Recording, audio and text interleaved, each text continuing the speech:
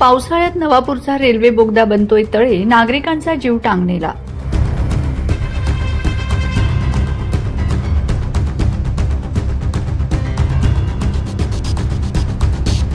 पावसाळा सुरू झाला की विकास कामांचे दावे कसे वाहून जातात याचा जिवंत नमुना नवापूर शहरातील खाकरखडी भागात पाहायला मिळतोय.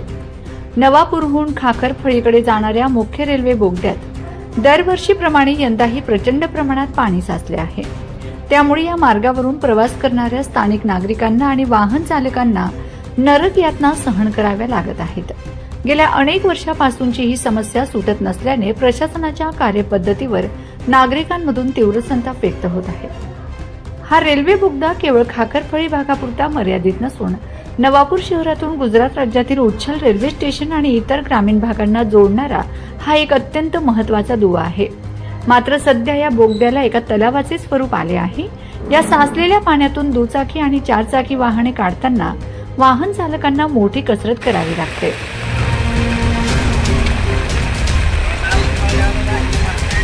अनेकदा वाहने पाण्यात बंद पडून प्रवाशांचे हाल होत आहे, तर पादचाऱ्यांना जीव मुठीत धरून या पाण्यातून वाट काढावी लागत आहे, तर काहींना रेल्वे पट्टा धोकादायक पद्धतीने पार करावा लागत आहे.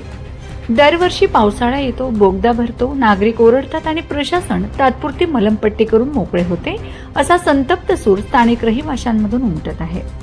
गेल्या अनेक वर्षापासून या बोगद्यातील पाण्याचा निचरा करण्यासाठी कोणतीही ठोस आणि कायमस्वरूपी उपाययोजना करण्यात आलेली नाही. पावसाच्या दिवसात इथे गुडघाभर पाणी साचत असल्याने नागरिकांना प्रचंड मनस्ताप सहन करावा लागत आहे.